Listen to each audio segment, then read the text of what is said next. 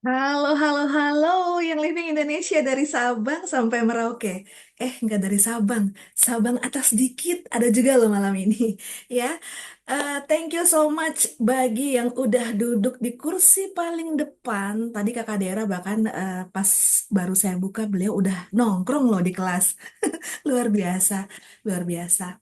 So, teman-teman, eh udah lihat semua poster Enneagramnya, udah join ke linknya, mungkin ada butuh di grup WhatsApp atau di Japri temennya, leadernya, downline-nya, sister lainnya untuk di remind ulang, langsung lempar link aja biar mereka bisa langsung join bersama kita malam ini. Anyway, eh mungkin banyak yang bertanya-tanya, Enneagram ini makhluk apa ya? Enneagram ini eh diagram yang kayak gimana lagi ya? Enneagram ini manfaatnya apakah kita bisa menebak-nebak karakter tim kita, core tim kita? Enneagram ini apakah sesuatu yang kalau kita kuasai benar ilmunya bisa membuat em, kita jadi sangat paham siapa teman-teman yang ada di sekitar kita? Terus, apakah Enneagram ini manfaatnya cuman untuk melakukan bisnis yang living? Kayaknya kita perlu cari tahu persis apakah memang memahami karakter setiap orang yang kita kenal itu adalah hal yang paling penting lewat Enneagram. Benar nggak ya dugaan-dugaan kita itu? Benar nggak ya eh, dugaan-dugaan atau perkiraan-perkiraan yang kita pikir bahwa dengan tahu Enneagram, paham Enneagram, aku bisa paham si A nih bakal begini, si B bakal begini, si C bakal begini. Bener nggak ya? Nah, seseorang yang luar biasa, yang udah mempersiapkan sesi malam ini sedemikian rupa bersama-sama dengan tim edukasi yang Living Indonesia akan menjawab dugaan-dugaan tadi yang mungkin ini loh ya, ada benarnya tapi ada yang perlu diluruskan juga. So, udah hadir bersama kita. Tadi saya bilang yang living dari Sabang sampai Merauke ya. Nah, beliau ini ada di atasnya Sabang. Kalau lihat peta tuh ya. Jadi Aceh, nah atas dikit tuh. Nah, jadi nggak benar-benar dari Sabang sampai Merauke. Udah di-prepare sedemikian rupa, alhamdulillah beliau berkenan ketika kita approach pertama kali untuk membagikan materi yang sangat berharga malam ini. Dan menurut kita sih, ternyata eh, kalau saya ingat-ingat nih ya, kenapa berasa akrab sama beliau? Pertama kali saya ketemu beliau itu di dekat KLCC di Kuala Lumpur, lagi nunggu shuttle ya, shuttle-nya kayak golf car gitu. Beliau bersama core timnya dari Indonesia, Ibu Kitty. Terus kita foto bareng. Kadarullah nih saya udah 3 hari bongkar-bongkar karena itu terjadi di tahun 2017 ya, apa 2018 awal. Karena itu terjadi sudah sangat lama, handphonenya juga udah ganti ya, saya nggak ketemu filenya. Tapi saya kebayang kita foto bertiga begini. Saya ingat Bu Norce pakai baju hitam, Bu Kitty pakai baju krem, saya pakai blazer warna abu-abu ya. Saya nggak ketemu. Nanti kalau ketemu saya akan kirimkan. Saya udah bongkar dua laptop di rumah, handphone lama udah belum ketemu. Nanti ada waktunya. Nah, malam ini beliau sangat dekat sama kita di sini. So, teman-teman, ya, di kolom chat yang udah terpampang nyata itu boleh berikan love bomb bagi guest speaker kita malam ini, yang living diamond leader dari negara tetangga, Singapura. Mulai sekarang drop love bombnya. Ladies and gentlemen, please welcome Ibu Norce Putri.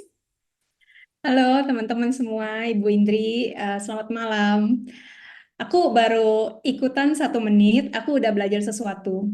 Jadi nomor satu, aku baru tahu kalau ternyata Singapura itu di atasnya Aceh. Nggak pernah lihat map. Dan yang kedua yang aku tahu, wah ternyata Ibu Indri ingatannya kuat sekali ya. Sampai tahun 2017, fotonya di mana, pakai baju apa, luar biasa. Oke, again thank you buat Bu Indri dan teman-teman dari Yang Living Indonesia buat undangannya. Aku seneng banget akhirnya bisa ikut berkontribusi karena bagaimanapun aku orang Indonesia gitu ya, walaupun netapnya di sini, anggota tim juga 90% ada di Indonesia. Jadi aku senang sekali bisa hari ini membagi sesuatu ke teman-teman.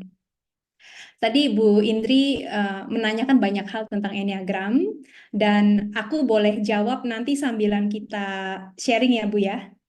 Oke, dan terus terang sebenarnya ada banyak sekali yang aku pengen bagi, tapi mengingat waktu, aku mencoba mengirit-ngirit, tapi tetap merencanakan apa yang aku share malam ini supaya bisa berguna untuk teman-teman.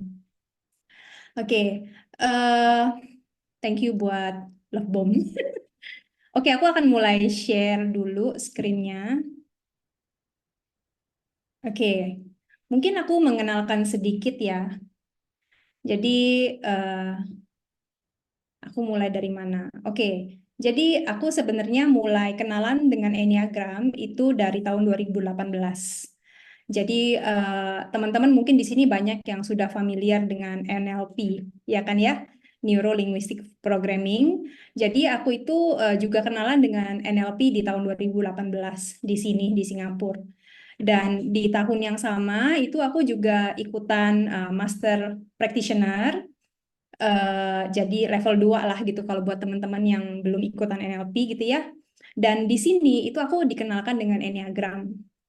Dan ketika pertama kali aku dikenalkan dengan Enneagram, aku nggak pernah dengar sama sekali Enneagram itu apa. Tapi begitu mendengar, dan ini sebenarnya cuma sekilas sih, paling cuma 1 hari gitu ya kelas Enneagramnya, itu kesannya dalam sekali. Jadi tadi Bu Indri ada menyebutkan apakah hari ini kita akan dapat mengetahui kita punya kita punya tipe Enneagram apa? Maybe yes, maybe no, tapi itu bukan tujuan utama malam ini. Terus kedua, sepenting apa sih mengenali kepribadian tim teman-teman kita? Cukup penting sih menurut aku gitu ya. Tapi yang paling penting hari ini yang aku pengen teman-teman juga dapat adalah mengenal diri sendiri lebih dalam. Karena itu yang bikin aku dulu terkesan sekali dengan Enneagram. Dan efeknya adalah setelah aku pelajari, Enneagram itu membuat aku merasa lebih punya compassion, belas kasih gitu ya, yang lebih luas untuk diri sendiri, dan itu juga menular ke orang lain. Jadi kita nggak bisa mengenal orang lain kalau kita belum mengenal diri sendiri dengan lebih baik. Kita juga sulit kalau mau berbelas kasih ke orang lain kalau sama diri sendiri juga masih terlalu keras. Ya, jadi kurang lebih seperti itu intronya, agak panjang ya. Oke. Teman-teman semua udah siap? Oke. Jadi, oke, di sini juga teman-teman kalau lihat aku menggunakan Neuro Linguistic Enneagram. Jadi di mana aku belajar, Enneagram itu juga kita kaitkan dengan Neuro Linguistic Programming. Jadi eh, nanti-nanti kalau ada kesempatan lain, mungkin hari ini ada sedikit gitu ya, kita juga bisa melihat bagaimana setiap tipe Enneagram itu berperilaku dan berkata-kata.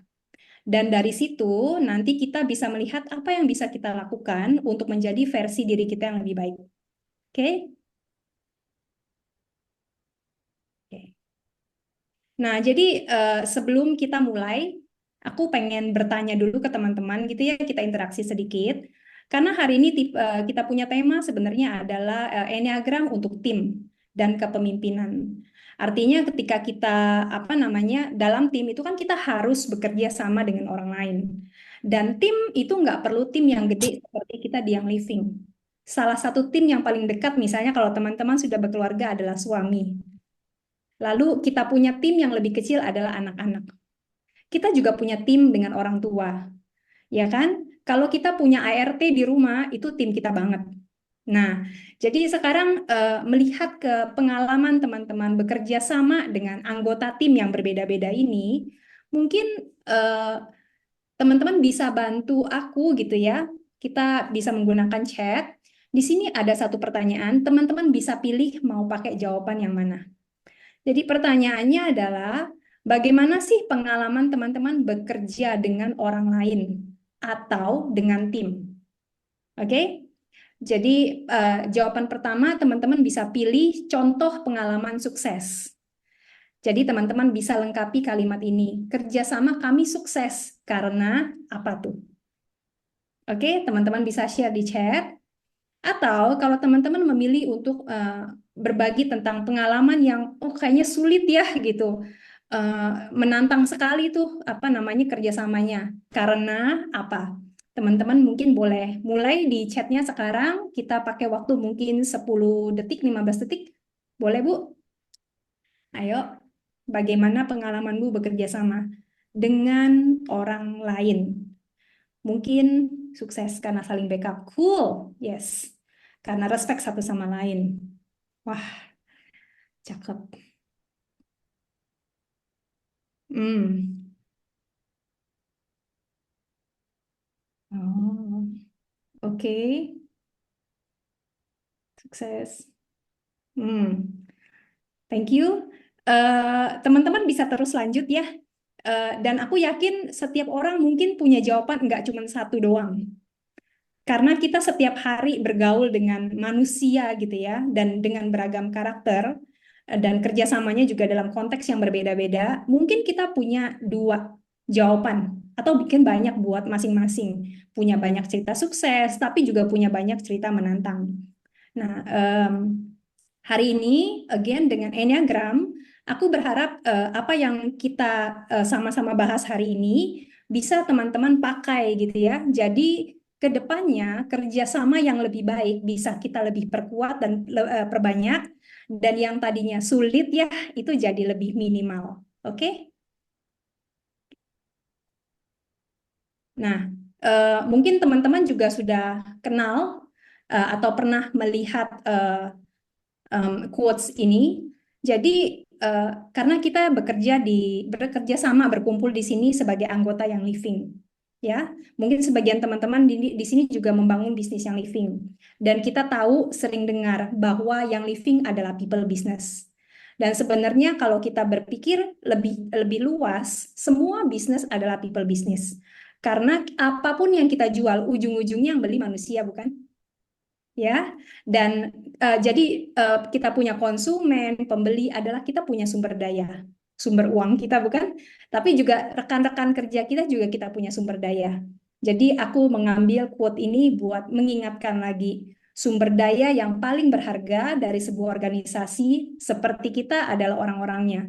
Nggak cuma produk kita doang, walaupun produk kita juga bagus luar biasa, ya. Oke. Nah, jadi sekarang mulai masuk ke Enneagram. Eh, Kalau teman-teman sambilan aku berbicara, ada pertanyaan gitu ya, silakan ditaruh di chat. Nanti aku akan minta tolong Bu Indri ya Bu ya. Oke, jadi di sini teman-teman ada berapa banyakkah yang sudah pernah mendengar atau tahu sedikit-sedikit atau banyak juga nggak apa-apa tentang Enneagram? Kalau teman-teman tahu, mungkin teman-teman bisa kasih jempol di emotikonnya. Kalau nggak tahu juga nggak apa-apa. Oke. Nah, jadi Enneagram ini teman-teman pasti tahu yang namanya profiling ya. Sorry. Oke. Jadi seperti yang mungkin teman-teman sudah Google gitu kalau kalau penasaran, Enneagram itu merupakan salah satu profiling system. Jadi mungkin teman-teman yang paling sederhana dan kita semua pasti tahu itu contohnya adalah horoskop. Kita mengelompokkan manusia, oh ini apa nam bintangnya apa gitu ya. Lalu yang lain, kalau orang Jawa gitu, orang Indonesia biasanya pakai apa? Aku lupa lagi, Risha sama Nendi apa tuh? Kalau kalau Weton bukan, weton. weton, yes. Kalau Chinese biasanya pakai patsu. Itu kan melihat kita punya personality dan nasib gitu ya. Lalu yang lain adalah dalam professional apa namanya setting. Yang kita sering kenal misalnya adalah Strength Finder. Terus kita juga tahu MBTI yang kepribadiannya ada ENTJ, INFP dan sebagainya. Nah, Enneagram adalah salah satu yang lain ya, yang belakangan ini lagi banyak dibagikan gitu ya. Nah, eh, dalam Enneagram kita menggolongkan kepribadian ke dalam 9 tipe, dan biasanya dipakai hanya angka 1 sampai 9. Nah, yang membedakan Enneagram dengan kepribadian profiling system yang lain itu apa? Adalah karena Enneagram itu tidak hanya sekedar melihat ke perilaku. Jadi nggak hanya melihat ke eh, ngapain sih setiap tipe ini perilakunya, dan biasanya itu hanya stereotipikal gitu ya. Tapi Enneagram juga melihat ke bagaimana setiap tipe itu memandang dunia, bagaimana setiap tipe memandang dirinya sendiri. Bagaimana setiap tipe itu punya motivasi yang didasari dari rasa takut atau sesuatu yang ingin mereka dapatkan.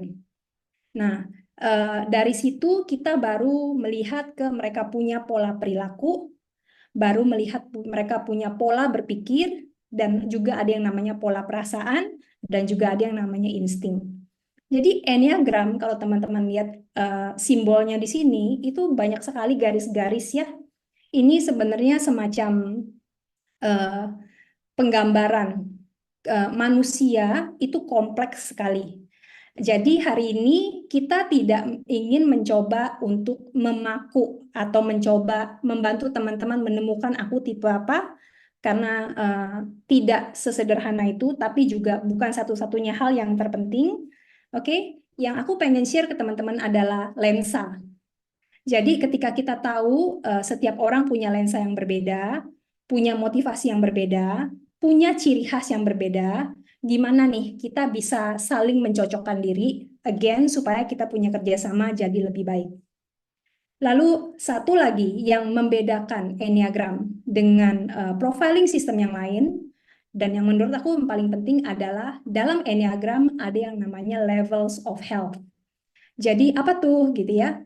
Jadi kita melihat, oh manusia cuma ada 9 tipe nih. Nggak mungkin kan? Karena 9 tipe tapi semua terlihat beda-beda. Jadi alasannya apa? Nomor satu karena ada yang namanya garis-garis ini, yang aku nggak akan bahas sama sekali hari ini, tapi juga ada yang namanya levels of health. Jadi levels of health itu kalau dibagi secara garis besar, ada 3 level. Jadi ada level yang sehat, ada level yang medium gitu ya, average, stereotype, dan ada juga level yang tidak sehat. Jadi satu orang dengan tipe yang sama, tapi mereka ada di level of health yang berbeda, perilakunya bisa beda sama sekali. Ini contoh yang sangat-sangat ekstrim gitu ya, dan mungkin teman-teman pernah melihat atau membaca. Kita kadang-kadang baca berita yang mengerikan gitu, ada pembunuhan ya, dan nanti di dalam berita ada cerita gitu dari orang dekat atau dari tetangga yang bilang, oh ini sebenarnya dia orangnya baik sekali loh, suka menolong gitu dan sebagainya. Tapi kok tahu-tahu jadi pembunuh. Nah, itu menunjukkan bagaimana manusia itu dari yang baik banget sampai yang bisa jadi pembunuh, itu perubahannya tidak tiba-tiba, tapi perubahannya terjadi di dalam levels of health. Ya, Eh, ini juga aku eh, menyampaikan level of health supaya teman-teman juga melihat nanti di tim kita, kita bisa punya banyak orang dengan tipe yang sama, tapi perilaku mereka berbeda semua. Jadi kita set expectation. Lalu juga kenapa kita tidak mau hari ini, eh, aku tidak mau menjanjikan teman-teman akan menemukan tipe.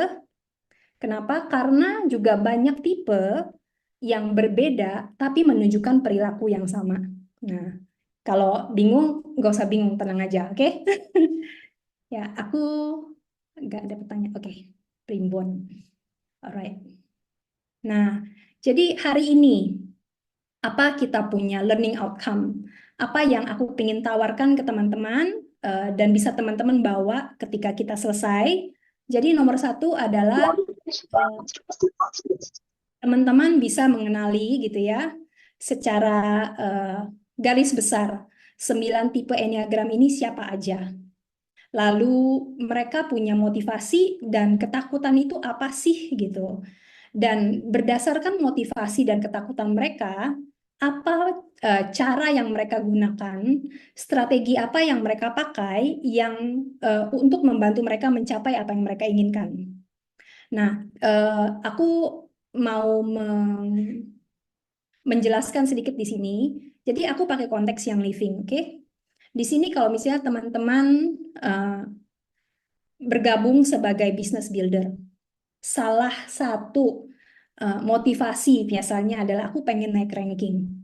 Itu yang paling umum, ya. Salah satu, bukan semuanya. Karena motivasi manusia juga banyak layernya. Ketika aku ngomongin motivasi dan strategi di sini, strategi yang mereka pakai bukan hanya untuk membantu kita mencapai ranking atau goal, tapi strateginya lebih ke untuk mencapai motivasi yang si tipe ini mau. Nggak ada hubungannya sama ranking. Nanti aku akan jelaskan lagi. Aku memandangi muka teman-teman yang nyalain video untuk melihat mukanya bingung atau enggak. Oke, lalu juga akan aku tunjukin tendensi, kecenderungan, dan preferensi natural setiap tipe. Dan di sini ada neuroactionables. Neuroactionables itu bahasa bahasa layman-nya adalah apa yang bisa kita lakukan secara konkret gitu, ya, untuk mengaplikasikan. Alright. Nah, ini buat again buat framing eh, topik kita hari ini. Kita tidak mau mengkotak-kotakan kepribadian manusia, karena manusia adalah manusia, bukan angka, bukan nomor satu, tipe 2, tipe 3, no. Jadi walaupun misalnya aku tahu seseorang tipenya apa, aku tidak memperlakukan dia seperti tipe itu doang gitu ya. Jadi kita tidak mau mengkotak-kotakan diri kita, tapi kita pengen melihat kita tuh ada di kotak di mana sih gitu. Dan bagaimana caranya supaya kita bisa keluar dari kotak itu dan jadi lebih fleksibel. Oke, lalu sekarang kita masuk ke motivasi.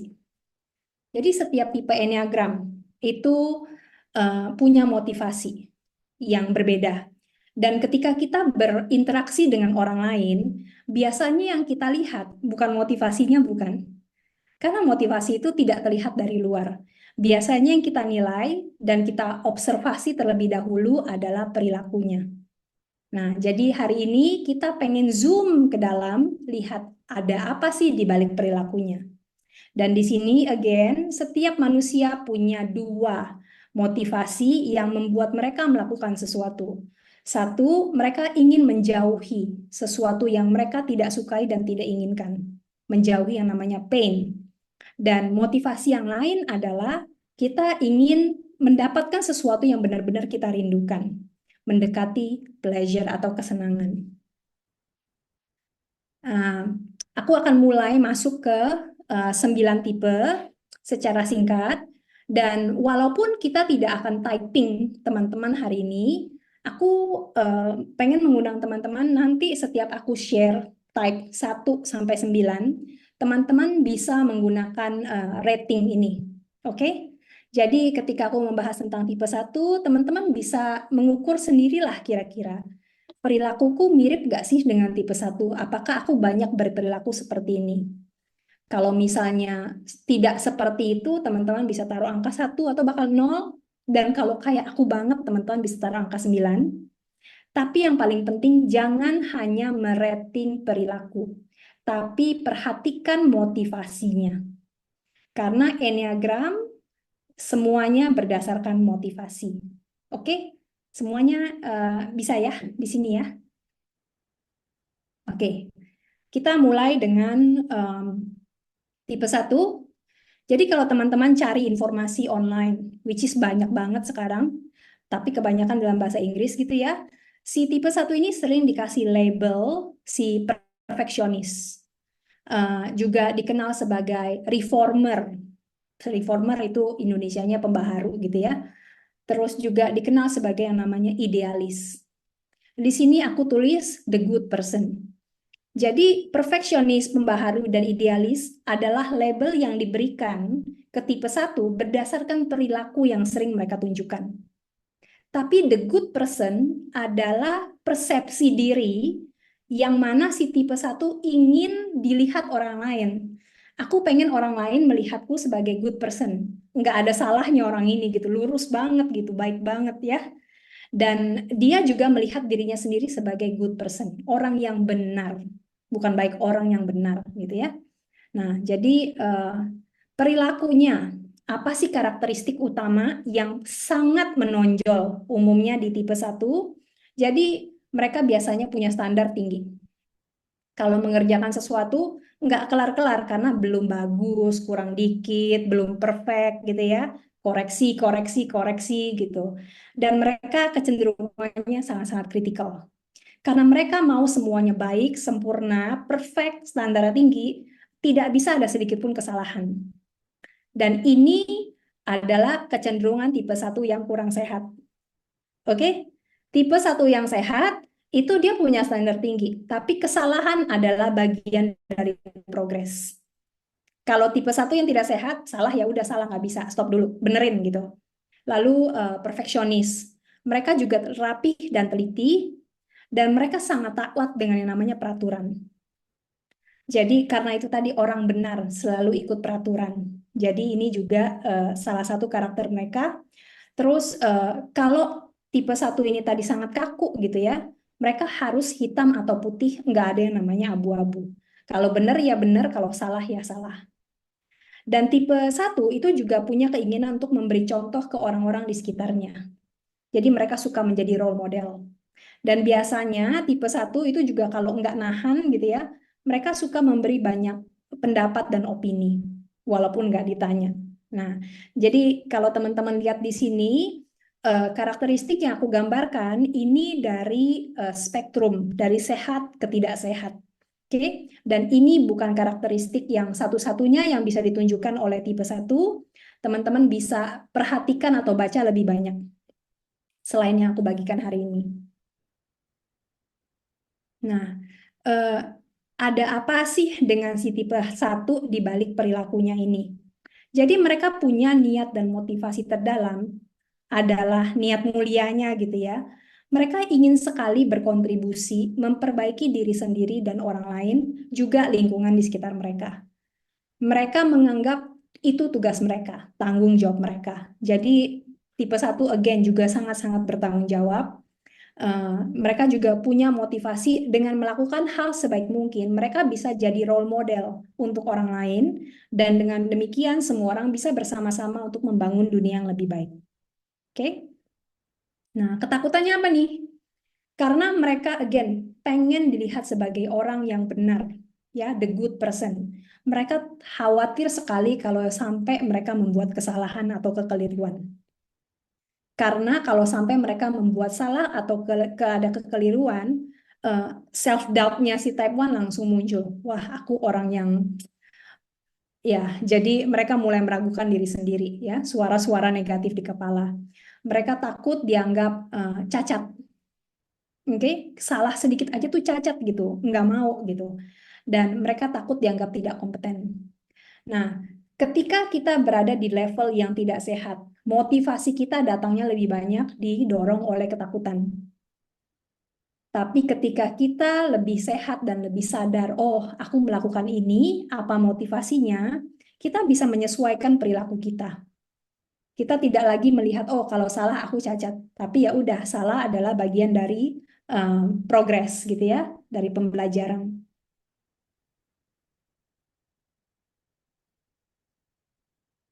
Oke. Lalu yang kedua adalah yang dikenal sebagai giver gitu ya, si pemberi, si penolong, si penyayang gitu ya. Dan menurut tipe 2 sendiri, mereka ingin dipandang sebagai the loving person. Mereka memandang diri sendiri dan ingin dipandang orang lain sebagai orang yang penyayang. Karakteristik utamanya, mereka gampang dilihat adalah murah hati, generous banget, dan mereka biasanya tahu apa yang orang lain butuhkan, seringkali bahkan sebelum orang yang bersangkutan tuh sadar. Dan hal-halnya tuh bisa kecil-kecil sekali gitu, ngambilin air minum, ngambilin kursi, bawain barang. Mereka ingat, oh Nanis tuh sukanya begini, walaupun Nanis ngomong cuma sekali misalnya. Atau Bu Indri suka pakai baju ini, jangan-jangan Bu Indri warnanya favoritnya ini. Nanti kalau mereka membelikan hadiah, mereka akan ingat nih semuanya kriteria ini gitu ya. Mereka penting sekali buat mereka menjaga hubungan dengan orang lain, dan kecenderungannya adalah karena mereka ingin orang lain juga menerima mereka, mereka susah sekali bilang no. Dan kalau bilang no ini tambah parah gitu ya, tambah susah, jatuh-jatuhnya mereka jadi people pleasing. Dan kalau mereka terus-menerus people pleasing, ujungnya yang paling parah adalah mereka bisa jadi manipulatif. Kan selama ini aku udah bantuin Nendi gitu loh. Eh, ya udahlah gitu ya, memang mungkin bantuan aku nggak ada gunanya buat Nendi. Jadi menimbulkan rasa bersalah. Itu salah satu bentuk manipulasi. Nah, motivasi dan niat terdalamnya apa? Jadi menurut tipe 2, setiap orang itu seharusnya berhak mendapatkan yang namanya kasih sayang dan perhatian dan bantuan. Dan mereka memandang dirinya yang punya tanggung jawab ini. Dan mereka juga merasa setiap orang itu harus dihargai dan diapresiasi. Dan mereka juga punya perasaan di mana mereka ingin dibutuhkan dan tidak dapat digantikan oleh orang lain. Eh, ada satu yang aku pengen tambahkan. Jadi ketika kita melihat level of health ya di Enneagram, ketika setiap tipe itu sangat-sangat sehat, apapun yang mereka inginkan itu berlaku untuk diri sendiri dan juga mereka kontribusikan ke orang lain. Jadi enggak egois gitu. Tapi ketika mereka berada di level yang tidak sehat, terlalu stres, semuanya untuk diri sendiri. Sangat-sangat self-serving, dan apapun yang orang lain lakukan, itu seolah-olah mengancam mereka punya keberadaan. Oke? Ketakutannya apa? Eh, of course, di sebaliknya yang tadi motivasinya, mereka sangat takut kalau mereka tidak disayangi, tidak diinginkan gitu ya, kayak di abandon gitu deh. Tidak dihargai, tidak dibutuhkan, mereka takut sekali ditolak dan ditinggalkan. Oke, aku ngecek dulu slide good person. Oh, thank you yang udah. Oh, oke. Aku balik ke lanjut ke yang ketiga ya. Speednya oke Bu Indri? Oke. Yang ketiga, ini yang sering di label sebagai achiever, orang yang pencapai gitu ya, the winner, pemenang, atau juga sering dianggap sebagai performer, orang yang penuh penampilan gitu, aktor lah gitu bahasa gampangnya. Tapi si tipe 3 melihat diri sendiri dan ingin dilihat orang lain sebagai orang yang efektif. Apapun yang mereka lakukan, itu mereka mencapai hasilnya dengan cara dan waktu yang paling efektif dan efisien. Jadi, karakteristiknya, tipe 3 sangat-sangat ambisius. Setiap waktu, setiap saat, apapun yang mereka lakukan, yang namanya goal itu dalam kepala, ada scoreboard. Mereka punya checklist di kepalanya yang kita tidak bisa lihat. Dari pagi, bangun pagi misalnya, oh siapin anak-anak punya bento yang cantik, itu bisa dijadiin goal buat mereka. Tik satu. Habis goal, oke, olahraga nge-gym. Hari ini berapa yang mesti dilakukan? Tik goal satu. Oke, jadi setiap kegiatan mereka itu seperti goal. Lalu motivasi tinggi. Tipe 3 dikenal sebagai salah satu tipe tuh yang paling paling self motivated. Nggak perlu didorong atau ditarik gitu ya dari luar oleh orang lain. Mereka menemukan cara untuk memotivasi diri sendiri. Mereka juga cerdik dan tangkas gitu ya, karena harus efektif. Juga punya kemampuan beradaptasi yang luar biasa, tapi juga mereka jaim. Jaim, jaga image ya. Karena untuk mereka penting untuk dilihat orang sebagai aku tuh pemenang dan orang yang sukses. Jadi kadang-kadang mereka lupa dengan apa sih arti kesuksesan yang sebenarnya dan jadi terpaku lebih ke image-nya. Lalu kalau kita turun gitu ya ke level yang lebih rendah, mulai jadi lebih workaholic. Karena mereka merasa kalau aku tidak melakukan sesuatu, kalau tidak sibuk, mereka bingung. Kayak jati dirinya tuh mulai goncang gitu ya. Nah, terus juga fokus mereka itu eh, mereka fokus sekali dengan yang namanya status dan pencapaian. Tapi kenapa tuh gitu? Oke, ini motivasinya. Jadi untuk tipe 3, mereka ingin sekali yang namanya setiap orang dan mereka sendiri of course itu merasakan yang namanya kesuksesan dalam apapun yang mereka lakukan dan mendapatkan kemampuan atas kemampuannya. Jadi intinya mereka pengen orang lihat kemampuanku, mereka pengen diakui. Dan eh, tipe tiga itu percaya semua manusia punya potensi yang sangat tinggi. Dan mereka berusaha dengan keras untuk mencapai potensi yang setinggi mungkin. Dan mereka ingin dipandang, direkognisi, mereka ingin yang namanya merasakan dihargai, berharga, dan juga jadi orang yang penting.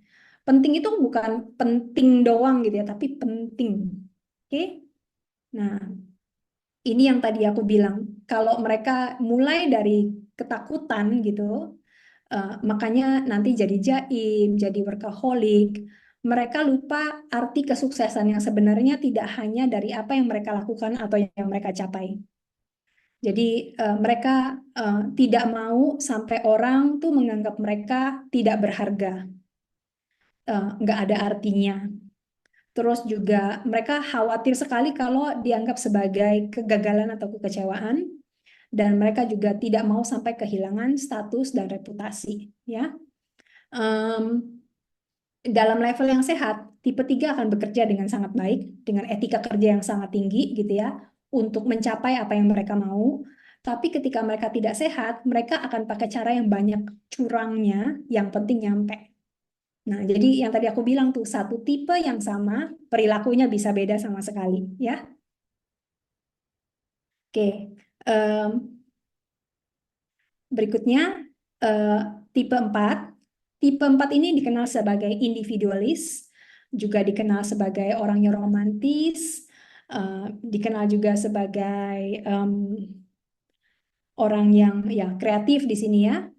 Tapi ketika kita melihat kata individualis, di sini bukan artinya seperti egois. Tapi mereka ingin setiap orang itu dilihat keunikannya. Manusia itu kan terlihat sama dari luar ya. Tapi tipe 4 mengenali bahwa setiap manusia itu sangat-sangat unik.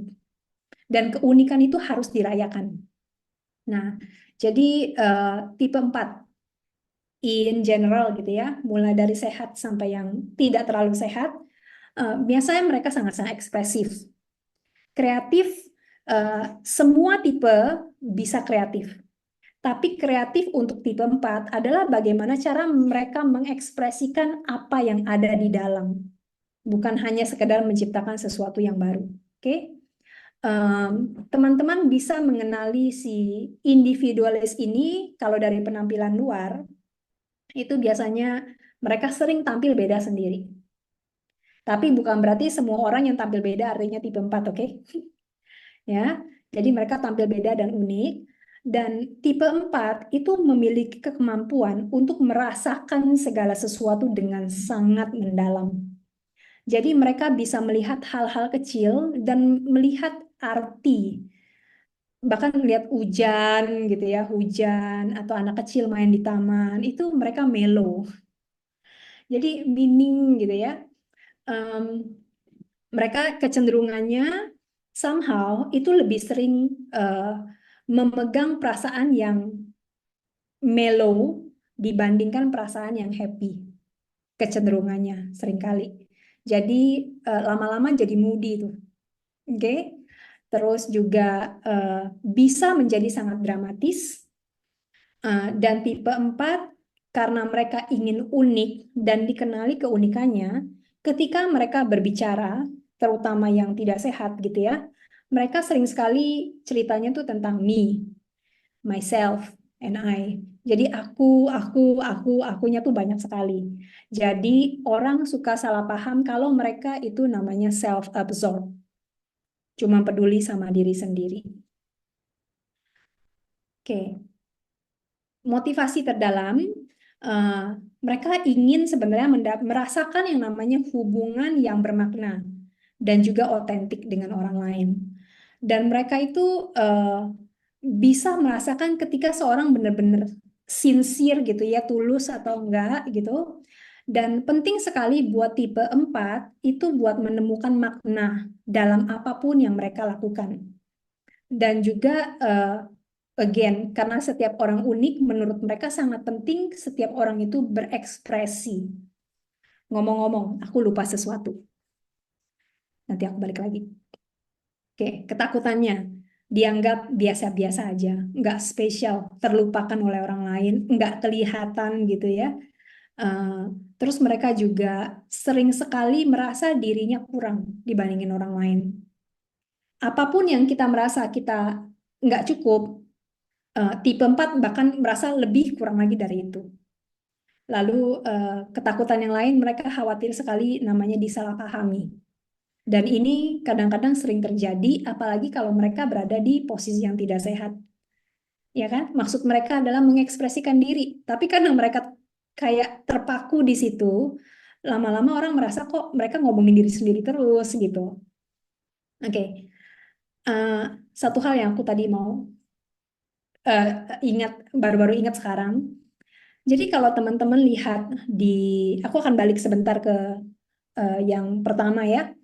Jadi di sini teman-teman bisa screenshot, ekspresif, kreatif, tampil beda. Terus teman-teman lihat mereka punya motivasi. Eh, Ketika teman-teman berbicara dengan anggota tim atau dengan calon konsumen, teman-teman bisa somehow, ya, kita bisa pelajari pelan-pelan. Teman-teman bisa mengenali cara mereka berbicara dan membawa diri.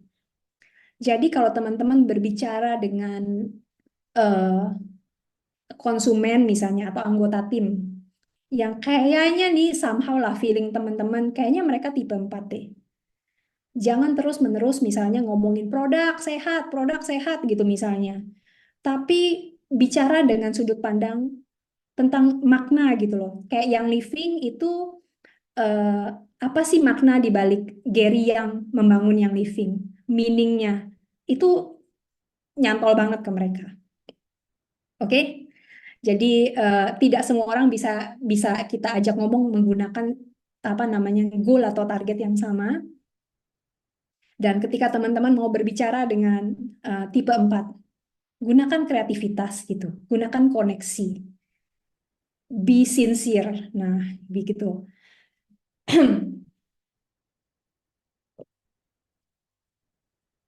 Dan hati-hati misalnya berbicara dengan tipe 4. Jangan buru-buru gitu ya, karena tipe 4 biasanya juga ngomongnya pelan banget. Jadi kita tidak mau terburu-buru, nanti tipe 4-nya salah paham lagi gitu kan. Di sini, oh sorry, oke balik ke sini. Teman-teman mungkin tipe 3 sangat gampang dikenali, gampang sekali. Nah, jadi kalau teman-teman mau mengajak tipe 3 berbisnis, perhatikan semua di sini, apa yang bisa mereka capai? Status apa nih? Apakah status ini penting buat mereka? Terus kita perlu menjelaskan ke mereka misalnya tentang komplain. Teman-teman mesti tahu persis komplainnya seperti apa dan semudah apa, sebaik apa komplain kita dengan poin-poin yang efektif. Jadi jangan bertele-tele. Tipe 2. Tipe 2 biasanya kalau teman-teman menemukan tipe 2 dan teman-teman bisa membuat tipe 2 merasa disayang, diperhatikan, dihargai, apapun yang teman-teman jual, mereka ikut. Yuk bikin ini, ayo. Yuk pakai itu, ayo. Oke? Jadi again, buat mereka hubungan sangat-sangat penting. Nah, jadi di sini yang sebenarnya poinnya, sumber daya. Gimana cara kita pakainya? Aku wonder teman-teman sambilan membaca so far gitu ya, ada kebayang nggak sih orang-orang di kepala gitu dengan perilaku yang demikian. Nah, ngomong dengan tipe 1, bisa konsumen, bisa anggota tim atau builder, tulis apa namanya, sampaikan dengan rapi dan teliti. Pakai poin-poin, singkat tapi jelas. Jangan pakai bahasa yang banyak singkatan-singkatannya, ala-ala alay, terus kita bingung gitu ya. Enggak kena ke mereka. Oke? Terus tipe tipe 1 juga perfeksionis. Kadang-kadang aku punya teman yang tipe 1 dan mereka bilang, "Oh, lu tipe itu mengurangi kredibilitas buat mereka.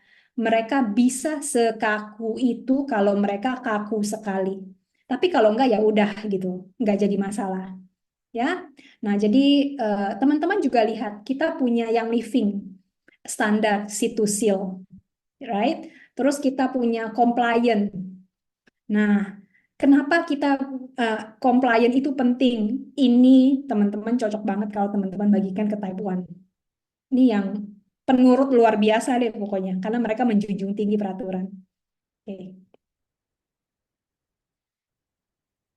aku ngecek dulu ya.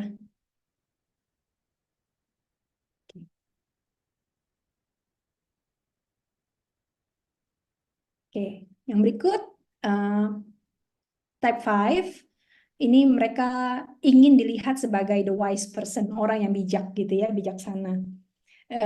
Biasanya mereka sering dilabel sebagai si pemikir, the thinker, sebagai peneliti, the observer, juga sebagai pengamat gitu ya, investigator sama observer.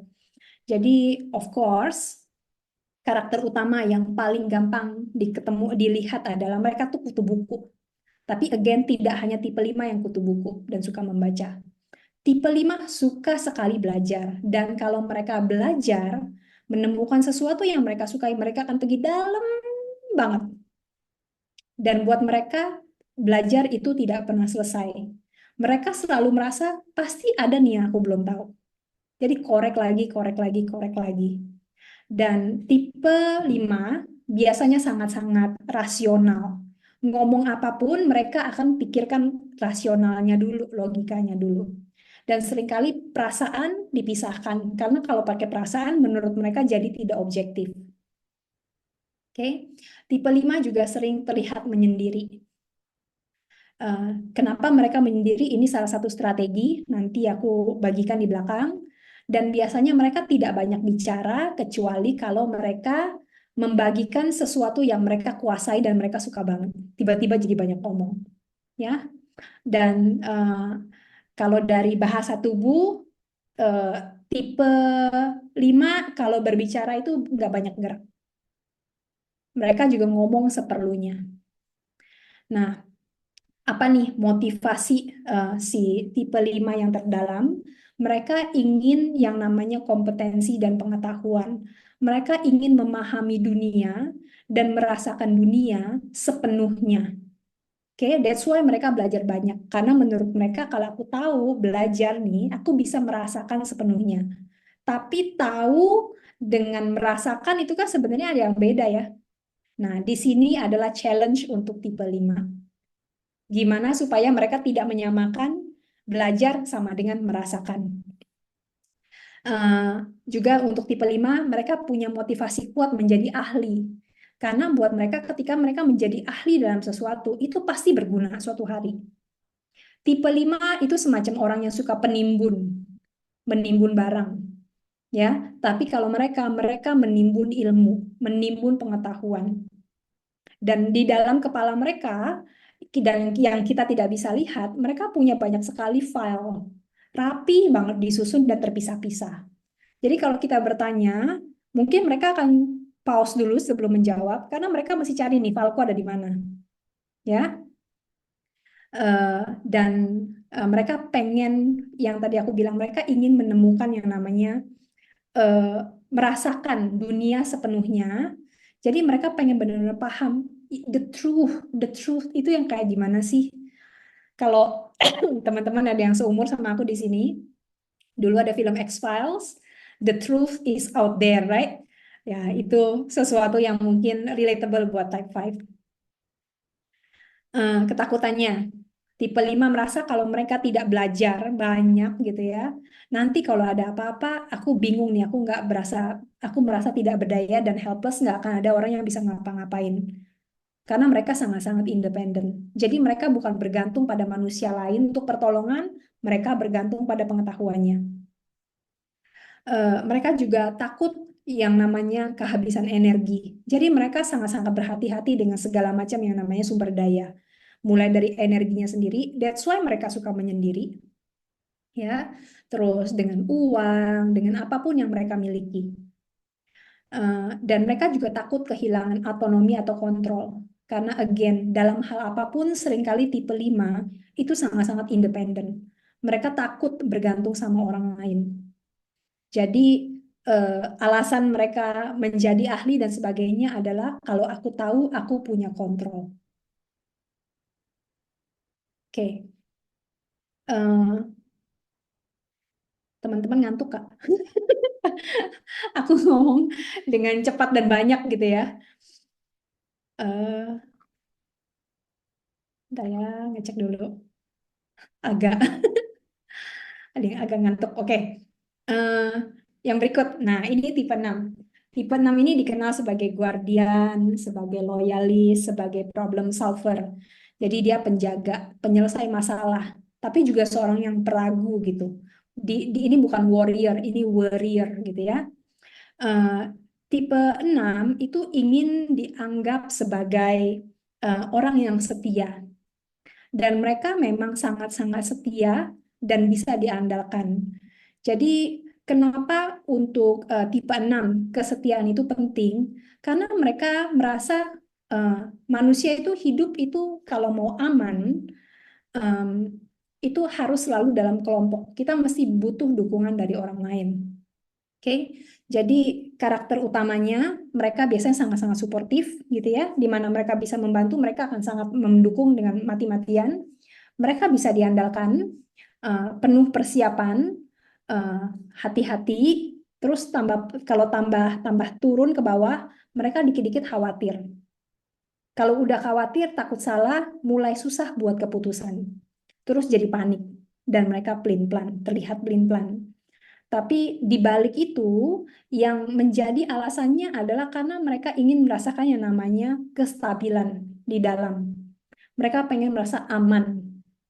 Dan mereka juga membutuhkan yang namanya kebersamaan dan kelompok, menjadi bagian dari sesuatu yang besar, menjadi bagian dari sebuah komunitas. Mereka ingin mendapatkan dukungan, mereka juga ingin didukung oleh orang lain. Nah, eh, tadi di sini aku tulis kenapa dia bisa jadi suportif, bisa diandalkan dan penuh persiapan. Karena itu tadi salah satu moto hidup gitu ya dari tipe 6, better safe than sorry. Teman-teman pernah dengar ya? Better safe than sorry. Terus yang lain adalah eh, bersatu kita teguh, bercerai kita runtuh. Nah, itu prinsip hidup tipe 6. Yang lain, trust but verify. Jadi percaya boleh, tapi pastikan lagi. Jadi mereka sangat hati-hati. Tipe 6 itu sepanjang mereka hidup dan melek matanya, kayak ada suara di kepala yang selalu hati-hati, cek, hati-hati, cek. Jadi mereka sepanjang hari itu lumayan lelah sih ya kalau menurut aku. Karena perlu penuh kecemasan. Tapi karena ini mereka jadi sangat-sangat penuh persiapan. Ketika melakukan apapun, tipe 6 itu punya yang namanya plan A, plan B, plan C, plan D. A1, A2, A3, pokoknya plannya bercabang-cabang, sangat siap, penuh antisipasi. That's why kalau kita gunakan dengan baik dan mereka berada di posisi yang baik gitu ya, yang tidak panik gitu, merasa aman, orang-orang ini sangat kita butuhkan dan bisa kita andalkan dalam kelompok. Kata kotanya, of course, adalah kehilangan, yang namanya kehilangan komunitas, kehilangan dukungan, merasa terpisah, diasingkan, dan mereka takut sekali sampai apa yang mereka takutkan itu kejadian. Mereka punya nightmare itu tidak cuma ketika mereka tidur, tapi justru ketika mereka lagi melek gitu ya. Dan ketika kita ngomong stabilitas, tidak hanya stabilitas di luar, tapi lebih ke perasaan mereka yang ada di dalam. Oke, kita masih ada. Oh ya, ngomong-ngomong, teman-teman so far udah mulai merating kah 1 sampai 6 tadi? Satu ada di mana, dua ada di mana, gimana? Hmm, tak suka. Oke, nggak usah bingung. Kalau misalnya teman-teman merasa ada yang beberapa, is okay ya. Nanti aku akan bagikan lagi sedikit frame untuk ini. Kita lanjut dulu ya dengan 3 tipe terakhir. Jadi ada yang namanya eh, kalau dari image-nya mungkin teman-teman melihat wah ini orang party goer ya, yang paling rame nih kalau di satu ruangan. Jadi tipe 7 ingin dilihat dan melihat diri sendiri sebagai orang yang sangat joyful, joyful person gitu ya. Dan mereka sering dilabel sebagai si optimis, orang yang antusias, juga seorang petualang. Mungkin kalau ada yang, kalau kita tahu sekarang YOLO, itu mungkin datangnya dari mereka. Oke. Nah, tipe 7 ini orang yang paling eh, cepat dan tangkas yang namanya mencari pengalaman baru. Mereka melihat banyak hal-hal yang belum kita lihat, mereka udah tahu banyak gitu ya. Dan karena ini mereka jadi punya pandangan tuh luas dan jauh. Mereka seorang visionary. Dan mereka punya pandangan hidup itu optimis. Mereka selalu melihat yang namanya hope, harapan, dan possibilities, kemungkinan. Mereka juga naturally sangat lincah, sangat energi gitu ya, spontan. Hari ini lagi habis Zoom, tiba-tiba habis Zoom, besok aku mau pergi ke Batam misalnya. Batam mah deket, tinggal nyebrang doang dari sini. Atau mereka bilang, oke habis ini aku capek deh Zoom 2 jam gitu ya. Aku mau terbang kemana? Liburan 1 minggu. Very spontaneous. Terus eh, ketika mereka terlalu banyak melihat pengen ini, pengen itu, coba ini, coba itu, si tipe 7 bisa jadi kehilangan fokus. Dan kalau mereka udah kehilangan fokus, mau komit juga susah. Kenapa? Karena mereka kebiasaannya tuh udah loncat sana, loncat sini. Jadi untuk membuat tipe 7 untuk fokus dalam sesuatu, kuncinya adalah kita mesti mengingatkan mereka apa sih yang benar-benar membuat mereka merasa puas. Karena yang bikin mereka haus, mereka selalu merasa eh, ini belum komplit, ini kurang lengkap dan sebagainya.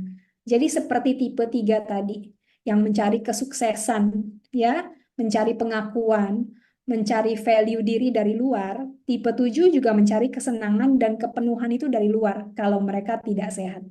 Oke? Again, teman-teman bisa pakai ini dengan eh, eh, tadi kita mulai dari sini ya. Tipe 5 untuk konsumen atau anggota tim yang kutu buku. Pastikan teman-teman tahu apa yang teman-teman sampaikan ke mereka. Kalau kasarnya ngomong jangan asbun. Kenapa? Kalaupun mereka bertanya, biasanya mereka bertanya itu semacam ngetes. Aku tanya Risha deh, Risha pakai oil ini apa gitu kan? Dia pengen ngetes, Risha beneran tahu atau enggak? Kalau Risha jawabnya benar, oke, bisa dipercaya nih Risha. Jadi dia ngetes, oke? Dan jangan minta waktu tipe 5 terlalu banyak. Jaga mereka punya, hormati mereka punya boundaries. Kalau mereka bilang, oke aku lagi nggak ada waktu, jangan dipaksa. Kalau mereka bilang, enggak sekarang, jangan dipaksa. Jadi again dekati mereka lewat apa yang menarik buat mereka. Lewat pengetahuan, oke? Ini juga, jadi untuk tipe 6 itu buat mereka yang penting adalah aman.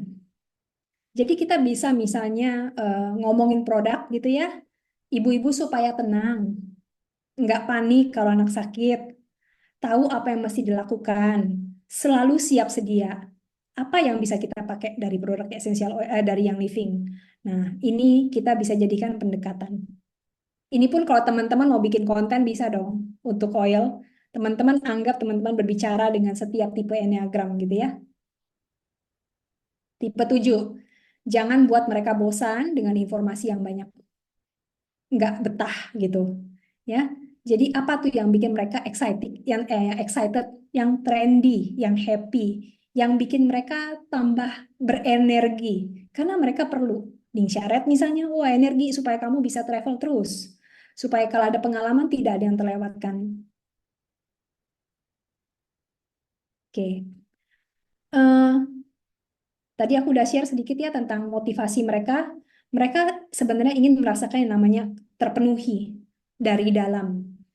Eh, tapi kalau mereka belum mendapatkan dari dalam, artinya yang mereka cari itu apa? Of course, jadinya nyarinya dari luar. Eh, Tipe 7 yang sangat optimis, mereka selalu ingin melihat yang namanya hope and possibilities. Jadi mereka selalu mencari pengalaman baru gitu ya. Apa sih yang mungkin? Apa sih yang mungkin gitu.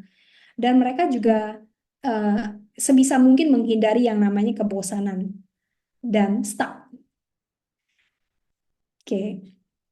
Ketakutan tipe 7 di sini dirampas itu maksudnya kadang-kadang ada orang yang bilang kayak semacam dihukum gitu, nggak boleh keluar rumah, dikurung gitu ya, grounded. Nah, buat mereka itu sangat-sangat menyiksa. Dan missing out itu tipe 7 biasanya suka sekali bilang yes ke banyak hal. Tapi setelah itu mereka kelabakan. Alasannya apa? Karena mereka merasa, oh, aku pasti bisa dapat sesuatu dari sini, bisa dapat sesuatu dari sana. Mirip-mirip dengan tipe 5, tapi tipe 5 tentang pengetahuan, kalau tipe 7 tentang pengalaman. Oke. Dan tipe 7 juga salah satu alasannya kenapa mereka selalu ingin optimis gitu ya. Karena tipe 7 juga tidak betah dengan yang namanya emosi yang negatif. Jadi ada orang kan yang begitu ya, belum siap menghadapi emosi-emosi yang mungkin tidak menyenangkan. Jadi cara mereka mengatasinya adalah dengan lompat sana dan lompat sini. Oke, tipe 8. Tipe 8 itu dikenal sebagai the challenger, si penantang. Eh, Juga suka dibilang sebagai diktator, gitu ya. Dia juga seorang protektor. Kok bisa sih protektor jadi apa tadi namanya diktator? Ini again dari segi level of health. Aku kasih di sini dulu.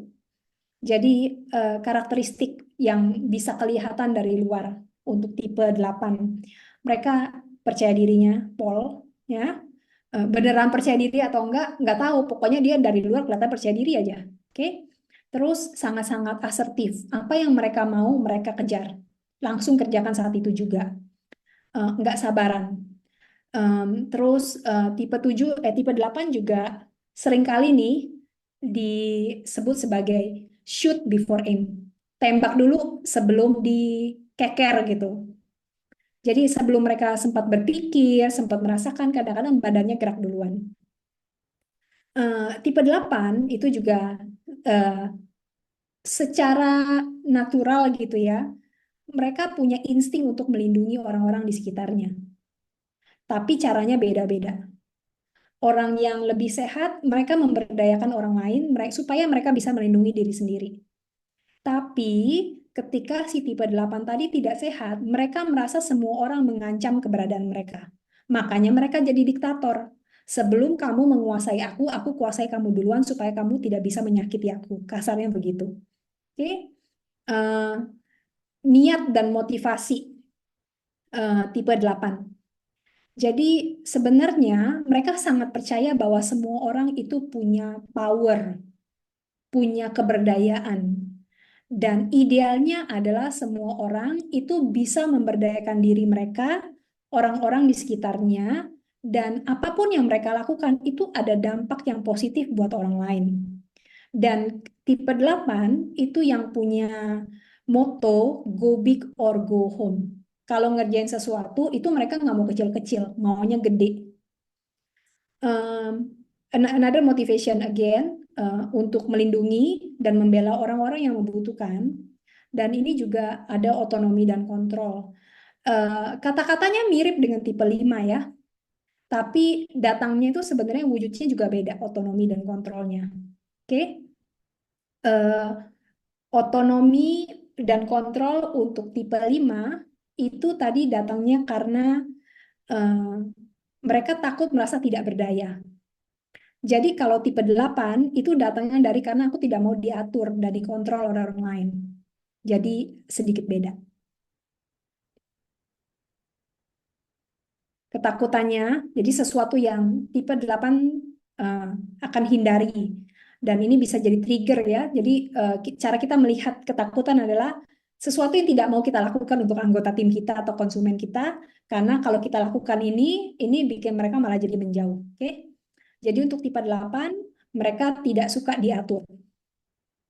Oke. eh, atau dilanggar, mirip-mirip dengan tipe 5 tadi. Jadi kalau mereka bilang no atau apa, eh, jangan coba melanggar mereka punya batasan. Oke? Eh, Hal lain yang tipe 8 tidak ingin tunjukkan ke orang lain adalah mereka sebenarnya ada ketakutan, merasa rapuh gitu, vulnerable, dan tidak berdaya. Dan untuk tipe 8 yang membuat mereka merasa rapuh itu biasanya adalah berhubungan dengan feeling. Jadi tipe 8 jarang sekali tuh terlihat menangis atau terlihat takut gitu ya. Karena menurut mereka kalau sampai orang lihat, nanti aku diserang. Hmm, lucu kan ya ada pikiran seperti itu? Oke, mereka juga tidak mau dipandang sebagai eh, orang yang lemah atau pengecut. Aku lanjut satu lagi. Oke, jadi untuk tipe 8, hmm, teman-teman misalnya dengan konsumen, teman-teman bisa misalnya, menggunakan produk supaya kita tidak bergantung pada orang lain. Mirip-mirip dengan tipe 6 tadi. Kalau tipe 6 tadi kan mereka jadi siap, ya, nggak panik, tahu apa yang mesti dilakukan jika misalnya ada sesuatu yang terjadi di rumah. Kalau tipe 8, kata kuncinya adalah berdaya. Kita bisa, gitu.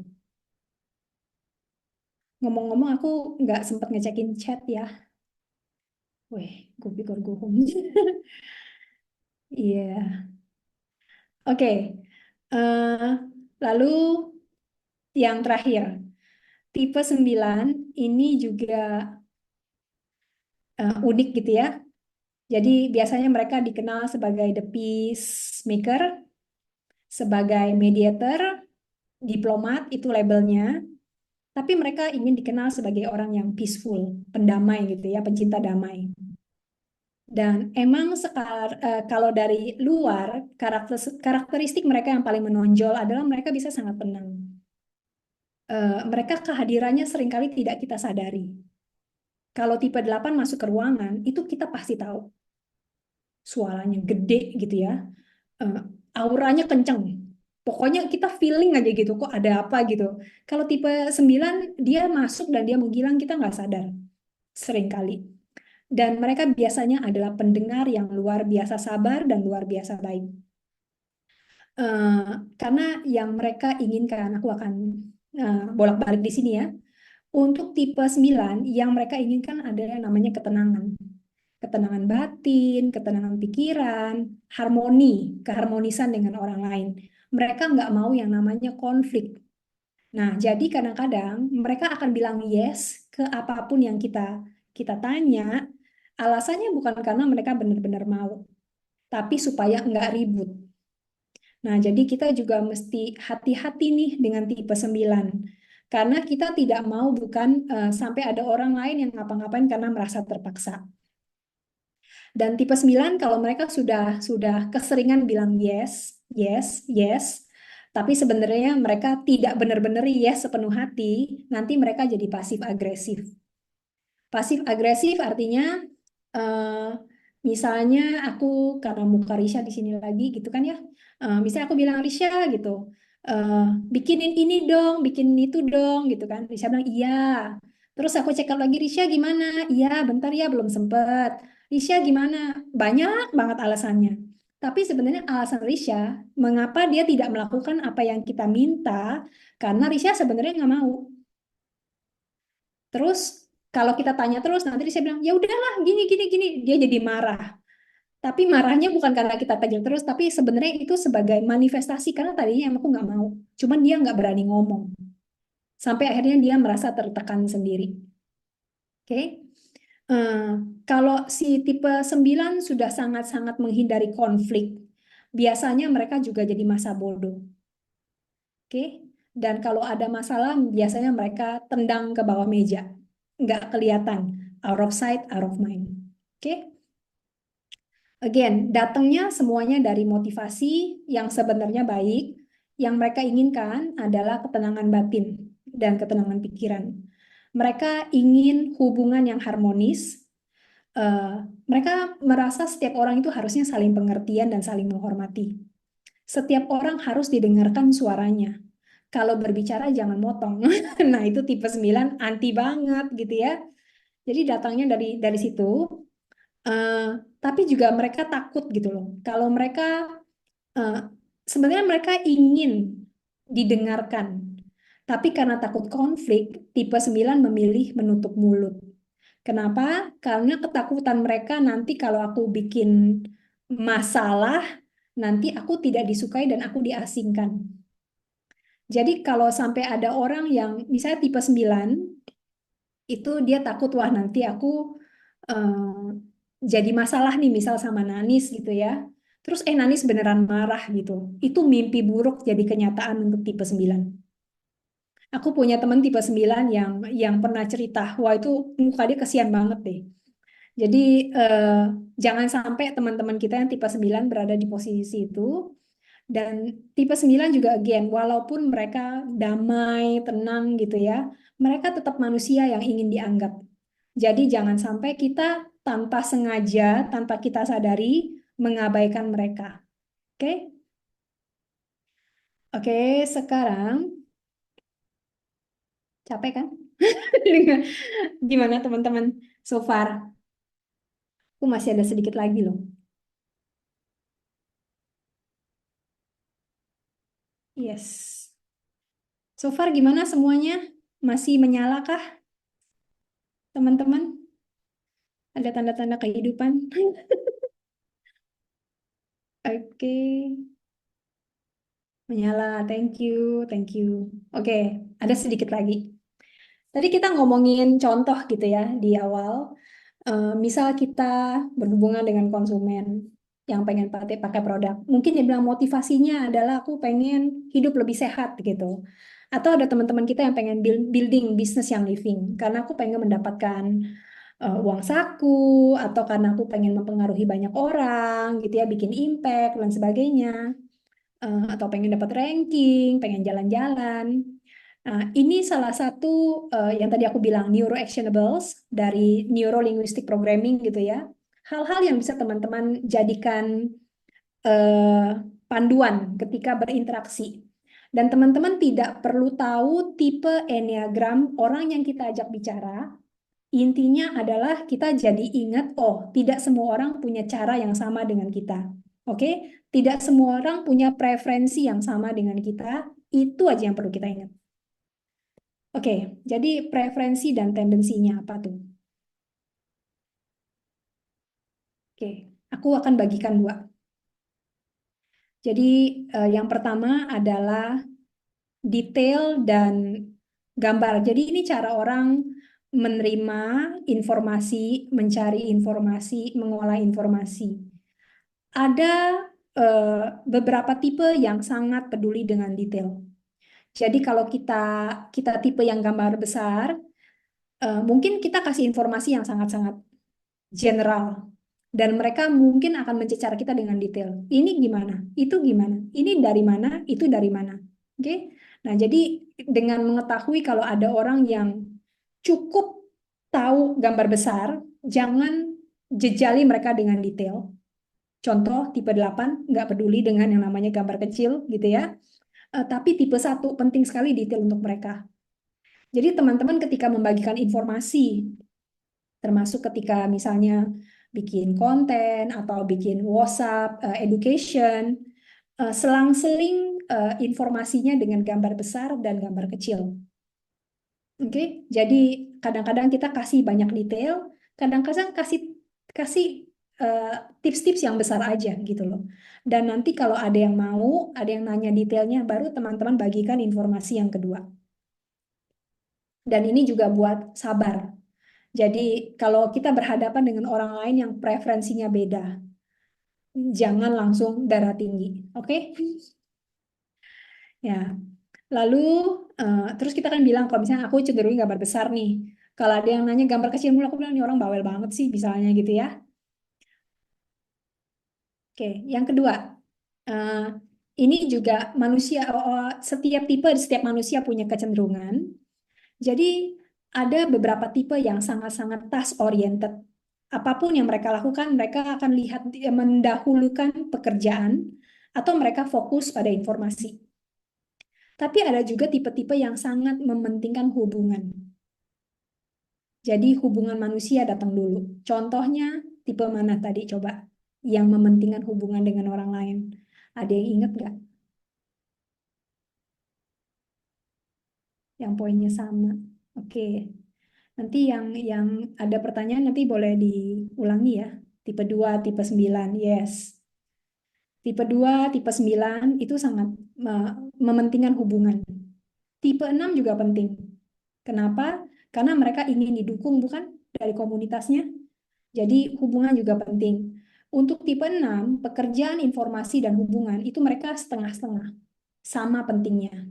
Kalau tipe 9 dan tipe 2, itu mereka hampir mentok kedua ke hubungan. Ya. Jadi teman-teman bisa melihat eh, garis dari kiri ke kanan itu sebagai spektrum. Tidak berarti satu tipe mentok pol ke kiri atau mentok pol ke kanan, walaupun ada yang begitu. Oke? Eh, aku mau bagi yang mana dulu ya? Oke, jadi mungkin balik ke sini sedikit sebelum lanjut.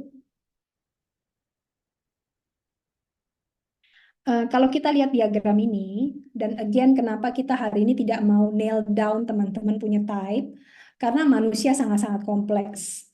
Dan kita percaya gitu ya di Enneagram, setiap manusia itu punya sedikit potongan dari setiap tipe. Tapi ada satu tipe yang rasanya tuh kayak rumah buat setiap orang. Itu yang kita sebut sebagai core type. Jadi personality kalau kita mau definisikan adalah cara kita menghadapi dunia. Kita punya strategi. Eh, Dan kita punya pandangan itu biasanya satu yang paling kuat, tapi kita juga bisa minjem dari tipe-tipe yang lain. Jadi kalau apa yang aku pelajari, biasanya kita pegang top 3. Yang mana nih yang paling sering kita pakai? Jadi kalau tadi teman-teman melihat tipe 1 sampai tipe 9, ada beberapa yang angkanya mirip-mirip, it's okay.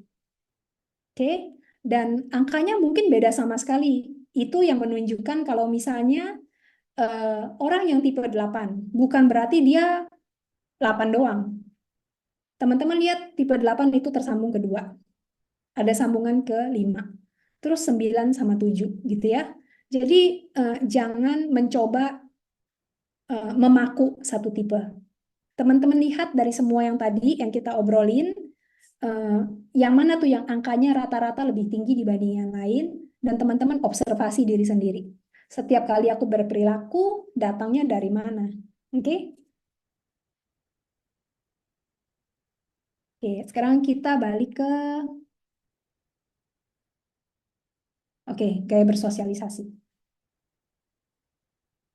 Jadi gaya bersosialisasi ini adalah ketika berada dalam konteks sosial gitu ya, social setting, dan ketika mereka ingin mendapatkan sesuatu yang mereka inginkan, apa sih strategi yang digunakan oleh setiap tipe?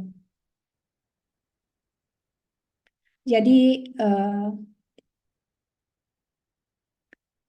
yang pertama, jadi Enneagram itu suka membagi 9 tipe ini ke dalam kelompok 3, 3, 3 gitu ya. Nah, jadi yang pertama ada 3 tipe yang punya sifat sangat-sangat asertif. Jadi kalau mereka ingin sesuatu, mereka akan maju dan mengusahakan. Dan yang mereka inginkan itu di sini ada 3 tipe, 3, 7, dan 8. Tadi tipe 3 pengen apa? Mereka pengen kesuksesan dan rekognisi. Ya, jadi untuk mendapatkan itu mereka akan cari usaha caranya. Tipe 7, mereka pengen mencari possibility. Nggak bisa nunggu kalau mau mencari kemungkinan. Kalau mau cari pengalaman baru, nggak bisa diam-diam aja. Mereka harus keluar. That's why mereka bergerak. Tipe 8, itu juga pengen membuat dampak. Mereka pengen melindungi. Jadi mereka harus maju ke depan. Ya. Dan ini mungkin juga jadi terlihat ketika mereka misalnya membangun bisnis. Kecenderungannya mungkin kalau mereka punya personality-nya 3, 7, 8-nya kuat, biasanya mereka yang bisa bergerak maju sendiri tanpa perlu ditoel-toel terus-terusan oleh orang lain. ya. Lalu di sini ada yang namanya compliant. Jadi compliant di sini kan biasanya artinya penurut ya. Tapi di sini apa sih yang dituruti oleh tiga tipe ini, satu, 2, dan 6? Ketika mereka melakukan sesuatu, mereka akan menilai apakah ini tanggung jawab yang harus aku penuhi. Kalau menurut mereka iya, mereka akan lakukan. Tapi kalau menurut mereka tidak akan lakukan. Dan mereka juga melihat apakah ini kewajiban. Kewajibannya bisa dari pemerintah misalnya, atau dari anggota tim gitu ya. Dan apakah ini norma dan ekspektasi dari orang-orang sekitar mereka yang bisa mempengaruhi bagaimana orang lain melihat mereka. Jadi di sini contohnya tipe satu. Tipe satu tadi kan mereka ingin menjadi role model. Jadi mereka akan melihat apakah ini tanggung jawabku, peranku sebagai seorang role model. Kalau iya, akan mereka lakukan. Oke. Lalu tipe dua, kalau aku lakukan sesuatu, apakah orang-orang akan jadi suka sama aku atau enggak? Jadi kalau misalnya iya, ini pengaruh gimana orang melihat si tipe 2 mereka akan lakukan. Dan untuk tipe 6 itu juga mereka berdasarkan apakah apa yang mereka lakukan itu akan berkontribusi ke tim dan pengaruhnya si tim jadi akan mendukung mereka kembali. Kalau iya, akan mereka lakukan, dan kalau enggak, tidak akan mereka lakukan. Oke? Nah, ini yang menarik. Jadi di sini ada yang namanya withdrawn. Strateginya malah menarik diri, kok bisa begitu ya gitu. Jadi aku akan mulai dari tipe 9. Tipe 9 tadi apa yang mereka butuhkan? Mereka butuh ketenangan batin. Let's say tipe 9 pengen ranking deh gitu di yang living. Pengen enroll banyak orang karena mereka pengen membantu orang lain hidup lebih baik. Tapi untuk berinteraksi dengan banyak orang, untuk beberapa tipe 9 mungkin agak-agak menggoncang jiwa gitu loh. Karena mereka harus keluar dan mereka takut dengan konflik. Jadi kalau tipe 9 tidak mengenali kecenderungan mereka, mereka akan fokus dengan cari aman dan mereka mundur, menarik diri. Ya. Terus juga tipe 5 dan tipe 4 tadi yang introvert. Jadi mereka ingin menambah ilmu, yang mereka lakukan biasanya mereka belajar sendiri, ya kan? Di si tipe 5 belajar gitu sendiri, menarik diri gitu. Karena kalau nggak bisa fokus. Tipe 4 mereka takut ditolak oleh orang lain. Dan mereka ingin terlihat unik. Jadi nggak mereka kadang-kadang nih nggak mau tuh berbaur sering-sering sama orang. Kalaupun berbaur, kelakuannya beda. Ini ngomongin nggak sehat ya. Jadi supaya mereka terlihat unik, si tipe 4 memisahkan diri dengan cara menarik diri. Nah, ini nuansa-nuansa setiap tipe yang em, hanya untuk eh, teman-teman kenali. Jadi kadang-kadang kadang-kadang pertanyaan yang sering aku dapat nih dari anggota tim, gimana cara memotivasi anggota tim kita? Atau gimana caranya aku memotivasi diri sendiri? Soalnya aku moodnya naik turun, naik turun. Mungkin teman-teman bisa melihat dari sini. Sebenarnya motivasi teman-teman apa? Oh, ternyata benar juga ya. Di balik semua keinginanku yang dari luar, buat aku ketenangan batin itu penting. Tapi kalau kita tidak sadar, cara yang kita pakai jadinya lebih sering menarik diri. Which is not helpful untuk kita mengejar apa yang kita inginkan. Nah, jadi di sini kita mulai menyesuaikan diri. Apa yang bisa aku lakukan secara berbeda? Oke, oke, ternyata sudah selesai, Bu. Aku pengen tanya satu aja ke teman-teman gitu ya. Dari 1,5 jam ini, 1,5 jam, kira-kira apa sih satu aja yang teman-teman ingat tentang Enneagram? Apa yang kita obrolin sekarang? Satu aja gitu kan, itu kan ada berapa potong tuh pizzanya dibagi rame-rame. Kira-kira apa tuh yang teman-teman ingat?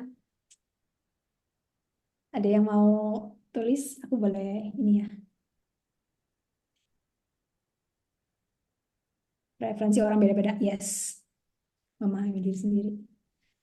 Hmm, tipe orang. Ada lagi? Ya, jadi eh, aku setuju banget dengan teman-teman semua yang di sini. Jadi nomor satu paling penting kita mudah-mudahan jadi lebih kenal dengan diri sendiri. Ada lensa baru gitu ya, di luar kita punya horoskop, di luar kita punya MBTI. Oh, ada lagi nih ternyata gitu ya. Untuk melihat aku sebenarnya siapa. Terus dari situ kita baru bisa mengenali orang lain. Dan yang aku benar-benar ingin teman-teman ingat adalah emang kita semuanya unik dan beda-beda. Jadi mudah-mudahan nanti-nanti kalau teman-teman berinteraksi dengan anggota tim, dengan konsumen, kita punya belas kasih gitu ya, dan kesabaran itu jadi lebih besar. Oke, dan ini juga aku pengen, ya, jangan patok dengan satu tipe, setuju banget. Ini bahasa Inggrisnya ada di bawah, oke? Aku suka banget sama quotes ini. Jadi, bagaimana cara kita memandang seseorang? Kalau kita menganggap orang itu pemalas, ya, orang ini pinter, orang ini pekerja keras, biasanya cara kita memperlakukan mereka juga akan jadi beda, bukan? Kalau orang males, biasanya kita juga jadi males ngomong sama mereka, tambah kita jauhi. Kalau orangnya kita anggap pinter, biasanya tambah sering kita dekati dan tambah banyak kita tanya.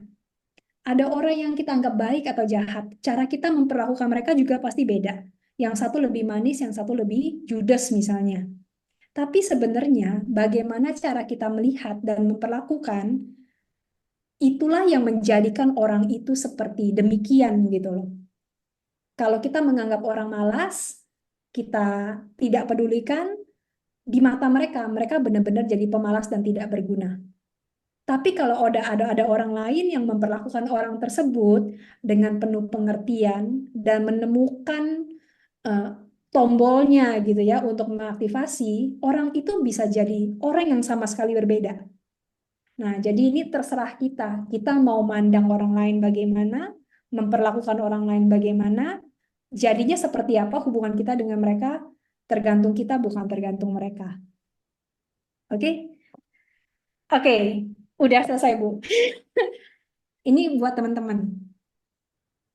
Kalau mau informasi lebih banyak gitu ya, aku sedang mencoba untuk share sedikit-sedikit dalam bahasa Indonesia. Teman-teman bisa eh, cari di sini livebydesign.sg di Instagram. Kalau ada yang menurut teman-teman pengen aku coba olah, boleh ya, aku di drop message, nanti aku coba. Oke, semoga berguna sharingnya hari ini. Thank you, Bu Indri. Thank you Bu Narja, teman-teman semua yang survive sampai selesai pembahasannya, guys. Bye semua, thank you, thank you.